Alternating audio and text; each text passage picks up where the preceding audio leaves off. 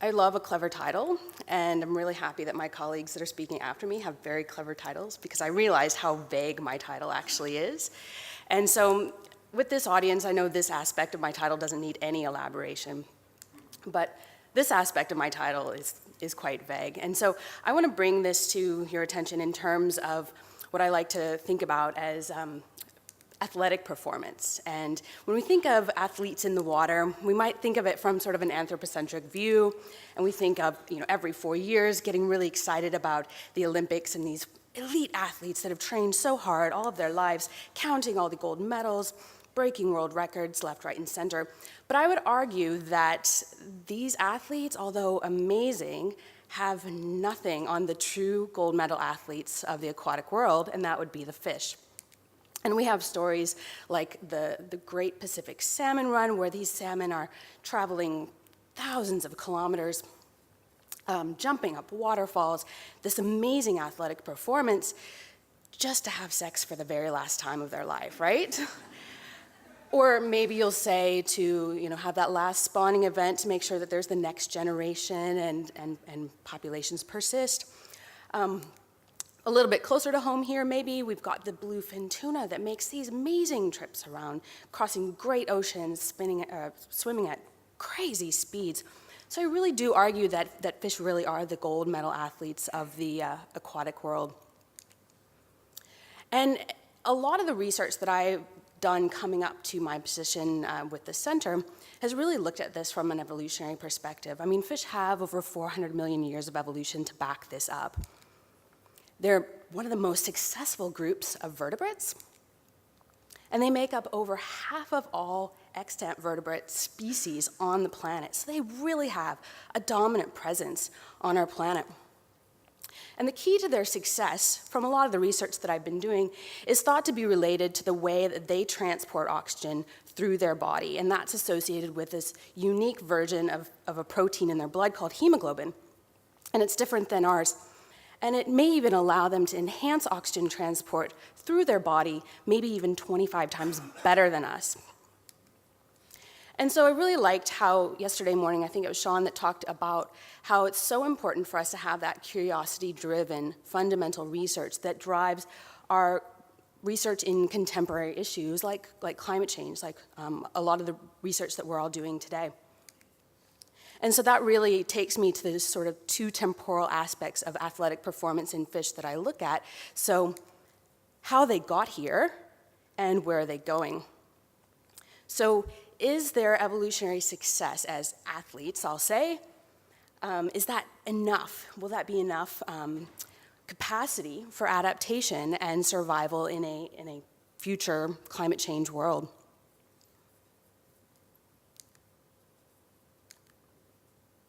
So even closer to home now, we might not expect these guys to be seen as super athletic.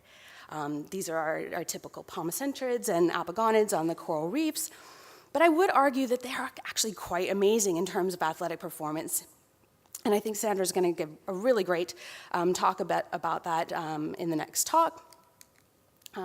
She'll show a little bit of one of our favorite species that Phil's already talked about, the spiny chromis, swimming at crazy speeds and a lot of the adaptation that might be required for them to be able to swim like that. And so when we think of optimal performance or optimal athletic performance, we think that, even in humans, we think that, some are just adapted for elite athleticism, and in the fishes for sure, looking at the tuna, for example. And then there's the training component, and even, humans will train in extreme environments to get that extra advantage. And then we can also think in terms of optimal conditions. So if you think of, it's the perfect day, the weather's great, it's not too hot, I'm gonna go for a run, I've got nice, comfortable shoes on, just downloaded a nice playlist onto my iPod, optimal conditions for performance. And in ectotherms, in fish, temperature is one of the most very important conditions in which performance can be very, very much altered. And so if we think in terms of athletic performance in a temperature context, we know that temperature impacts oxygen uptake, oxygen delivery, enzyme function, metabolic fuel use. And so all of those aspects that are very important for athleticism are very much impacted by temperature in fish and in ectotherms in general. And some of these aspects in terms of how temperature affects performance, we can actually measure in the laboratory. And Phil did a really nice job at talking about some of these performance curves, any aspect of performance, and looking to see how some sort of environmental parameter can impact those performance curves. And so what I like to look at is just some general aspect of athletic performance. And in this case, we can calculate that by taking two measurements. So we can look at a maximum oxygen consumption rate and a resting oxygen consumption rate. And taking the difference of those two values gives us the total scope for aerobic performance, or the total amount of oxygen that's available for all kinds of performance activities. And a lot of athletes do this on a regular basis to see how well they're in tune with their body and their performance. And so you might think of resting oxygen consumption rate as sitting on the couch, doing nothing but existing, okay? You're not digesting, you're not in a reproductive state.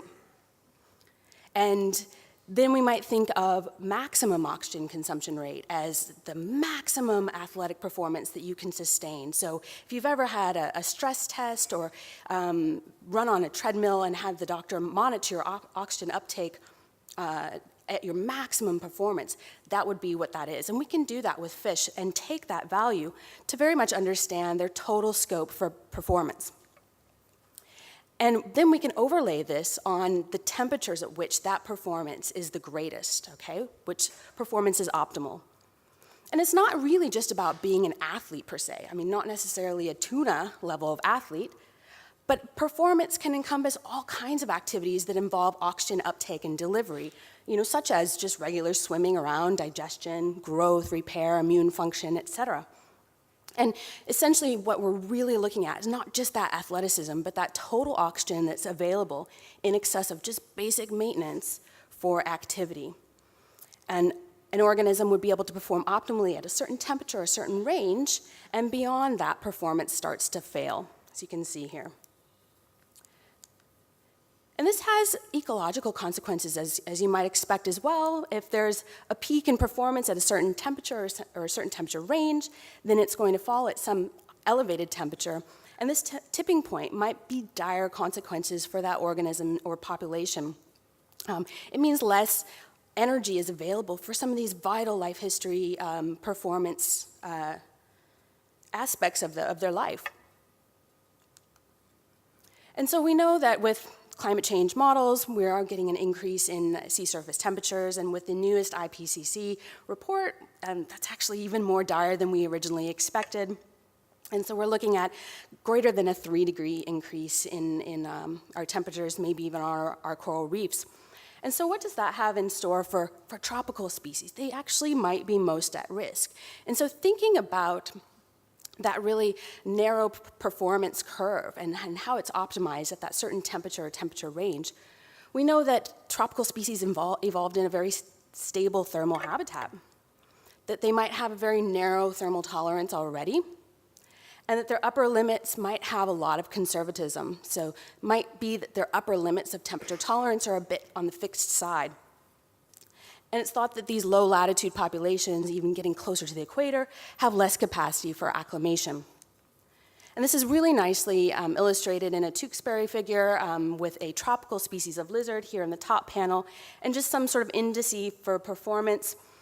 The bottom panel is a temperate species, and you can see that the thermal reaction norm is quite narrow for the tropical species and a bit more broad for the temperate species. In the gray dot is the current temperature and temperature range, which is right within the thermal performance curve for both of these species, but the red dot is expected temperatures for the end of the century. And you can see that that's extending beyond this species' thermal performance curve. And so we went to the extreme. We did a case study, and we went to the equator to look for populations of organisms that might have this narrow thermal performance curve. And so the objective of this study was to determine these optimal temperatures or temperature ranges for aerobic performance for populations of equatorial coral reef fish species. At their existing narrow temperature range, they might only ever be experiencing 3 degrees in their entire lives, plus an extra 3 degrees that might be happening with climate change, and make comparisons to populations that are living at higher latitudes, maybe more temperate populations. So our study site for this particular aspect was just a bit over 2 south of the equator in Nago Island, Papua New Guinea. We chose 4 species of damselfish, one of the most abundant guilds of coral reef fish species, and 2 cardinal fish species as well.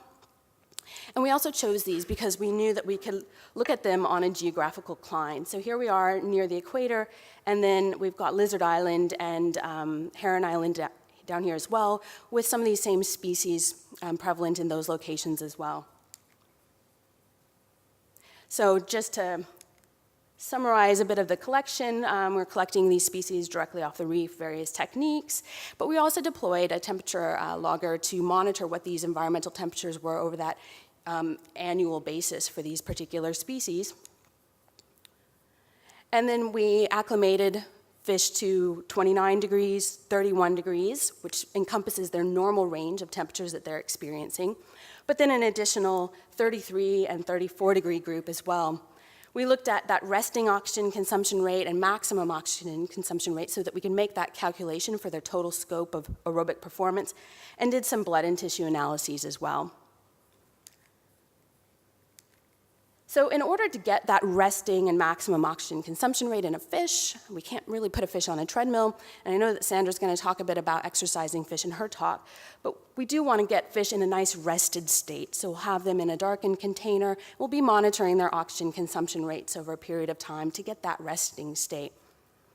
And for maximum oxygen consumption rate, we have various ways to challenge the fish. And in this particular instance, we have them in a circular chamber where they're swimming against a current of water, and we're monitoring oxygen consumption rate as they're exercising very hard. So I just want to get right into the data. I've got 6 panels here. On the y-axis is always oxygen consumption rate. On the x-axis are the 4 different temperatures, and then we've got the 6 different species that we were looking at. First, I want to draw your attention to the bottom traces in each panel. This is resting oxygen consumption rate. This is our proxy for resting metabolism. And what you can see in almost all 6 species is there's a trend of this oxygen consumption rate, this resting metabolism, going up with temperature. This means that with elevated temperature, it's becoming more expensive to be alive. You're also seeing that in the top trace is maximum oxygen consumption rate, and that's starting to peak and then maybe fall in all of these species as well. So they've got a temperature at which they're performing optimally, and they're doing really well, and that's starting to fall as temperature increases. So if we make that calculation and look at that total scope for aerobic performance, which could encompass all types of performance activities, and just make that calculation, the same 6 panels, the same 6 species, again, oxygen consumption rate being on the y-axis and the 4 different temperatures on the x-axis, you can see that we do have a bell-shaped curve in pretty much, well, not this guy, but pretty much all of these species, showing that there is some sort of peak temperature or range of temperatures at which total aerobic scope for performance is optimal, and it's starting to fail as temperatures increase beyond that. So essentially, as this total scope for aerobic activity is starting to fall, they have nothing left to devote to other types of performance that they might need to do in order to survive in their habitat. And what's also really interesting is if we overlay that temperature data from these local habitats, and that's in the blue and the red here, these boxes, we can see that these organisms are failing just right at the brink of the temperatures they're experiencing already. And so that really gives some interesting aspects in terms of what might happen in a future world where 3 degrees on top of this would put a lot of these species at risk. And so if you think of that total aerobic scope for performance and partitioned sort of like a pie, either that pie is going to have to be repartitioned or that pie is going to get a lot smaller, and every duty is going to get a smaller piece. And we're trying to understand some of the mechanistic basis for this failure at elevated temperatures, and a student of mine was just doing some really neat gill work, looking to see if they're doing any types of modifications at the level of the gill, where they're bringing in oxygen from their environment, to see if they could enhance any of this performance, or if they're trying to do anything to rectify the situation, increasing surface area. And really, it's sort of a too little, too late scenario. They're not really doing anything in a linear relationship with elevated temperatures. And a lot of significant damage, these are the 34 groups here, a lot of significant damage to the gill structure as well. And so just for these equatorial populations, we know that they have a very narrow range of seasonal temperatures. They may be especially sensitive to global warming. 4 of them appear to be already living at the very edge of their aerobic performance in terms of temperature. And a 2 to 3 degree increase would really sharply decline aerobic scope, and nearing 0 at 34 degrees. We even had one species, our spiny chromis, that was unable to survive even short-term exposure to a +3 degree increase. And we know that that gives us some information about the genetic structure of this particular population of that species. They are genetically distinct, and it might mean that they have a stronger local adaptation and steeper declines in performance with elevated temperature. And it also gives some indication as to what we might be thinking about with equatorial specialists and what might be in terms of the future for them.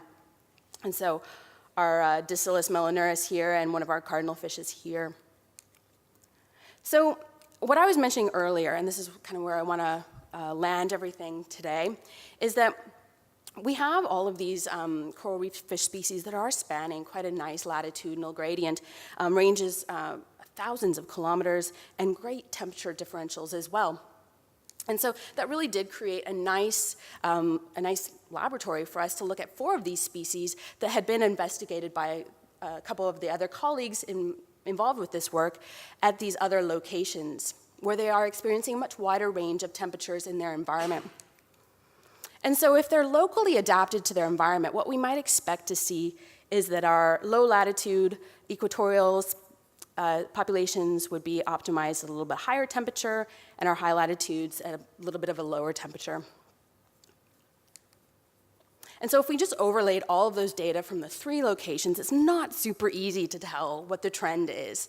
Are they demonstrating sort of that perfect 3 separate curves?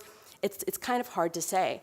And so what I did is I took those 3 locations, and here they are on the x-axis here, separated by latitude. And the 4 species, in this case we had a sister species of Dacilus.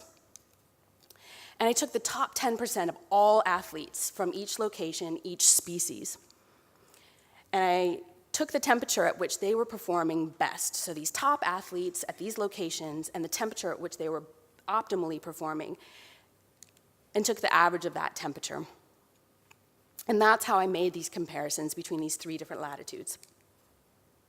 And so in addition to that, I had a really great temperature data set from some of our colleagues at Ames that allowed me to map the seasonal temperatures for these 3 locations as well. We've got our Papua New Guinea, Lizard Island, and Heron Island, and the gray boxes representing summer maximum and minimum and average, and then the total box representing annual average and annual minimum for the 3 different sites. Then if we overlay that top 10% of the performers, that temperature at which the top 10% performed for all of those species, all of those locations, what's really interesting is that there is no difference. So a top athlete is performing at the same temperature whether they come from Papua New Guinea or they come from Heron Island. And that's really staggering because these temperatures, these populations might only experience for maybe a week out of the year. And maybe somebody can correct me on that, but like a really rare temperature. And it seems like they're very much prepared for the extreme events that they might incur in their environment. So going back to this trace, local adaptation to climate change, are we really seeing this? It's actually more like this. It seems like we've got, in terms of aerobic scope for performance, no local adaptation. And going back to the nice Tewksbury figure, This very much is what we're seeing. We're seeing that our equatorial populations have this narrow thermal reaction norm, and current day temperature is sort of centered right in the middle of that, and then our higher latitude populations having a much wider and maybe even a bit of a buffer zone in terms of the temperatures that they're currently experiencing or what they can perform at. So just some conclusions and direction. In terms of aerobic metabolic scope, it doesn't seem that there's any local adaptation. This could really have an impact on individual performance and very much affect population demography and biogeographic distributions. If it's getting too hot in the equator, are these populations going to move southward? Are they going to disappear altogether? Will we see some aspect of adaptation? These high latitude populations seem to be adapted not to the maximum temperatures that they might be experiencing, but because they've got a variable temperature regime in their environment. And our equatorial populations really are living at the edge. And with this pace of adaptation or lack of adaptation, even minor ocean warming could result in population decline, redistribution of equatorial populations to higher latitudes, and in that recent metric, could they be moving at a rate of 7 kilometers per decade? And what does this have an impact on in terms of connectivity? Even small declines in species we know can significantly disrupt ecosystem structure, function, and services. Plasticity may buy time for genetic adaptation to kick in, and a silver lining to that is some of the stuff that Phil was talking about with developmental and transgenerational acclimation. The current direction that we're taking with this is looking for those aspects of plasticity, changes in blood, oxygen transport, and fuel utilization, all those aspects that really factor into that athletic capacity of fishes and that phenotypic plasticity. And so with that, oh, they're there. I'd like to thank my co-authors, especially Philip Monday, who's been a really important mentor for me, and a lot of funding agencies that made this happen. Thank you.